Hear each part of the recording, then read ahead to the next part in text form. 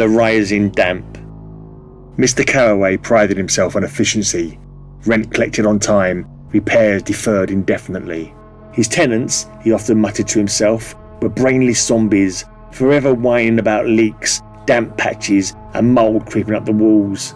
How did they have the nerve to complain anyway? It's not like they even paid the rent themselves. The government did. The tenants were a bunch of work-shy welfare wankers. The calls had grown more absurd of late. Complaints of coughing, fevers, brain fog. One woman swore the wallpaper was breathing. Another claimed the spores whispered her name. Carroway laughed, pocketed the rent and ignored them. It was always cheaper to bribe an inspector than make repairs. He'd been doing it for decades.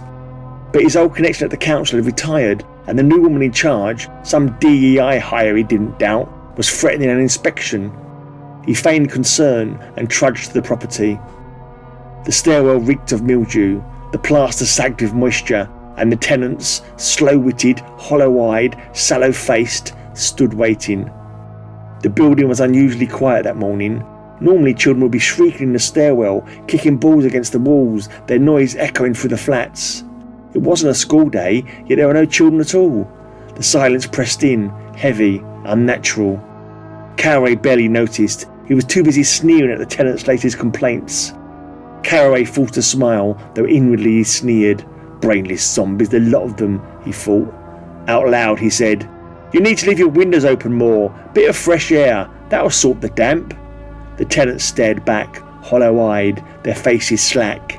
"We have tried," one murmured, voice flat as stone. He sniffed, wrinkling his nose. "And that smell! It's not mould, it's all that spicy food you lot like to cook. Lingering aromas, that's all." Their reply was passionless. "It is not food, it is the flats." Carroway's irritation flared, but he kept it behind his teeth. Always whining, always blaming me, parasites. He adjusted his tie, eager to be gone, but the tenants shifted subtly, guiding him toward the stairwell. Their movements were slow, deliberate, yet impossible to resist. "Basement," one said. "You must see."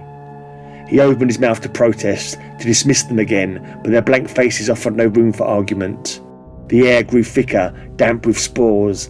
His shoes squelched against the carpet as they ushered him downward, step by step, into the waiting dark.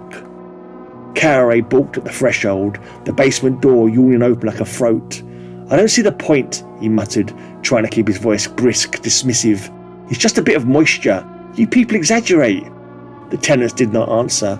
Their faces were blank, their eyes filmed with grey. One raised a hand, slow as a puppet, and pointed downward. He descended, each step slick beneath his shoes. The air thickened, heavy with spores.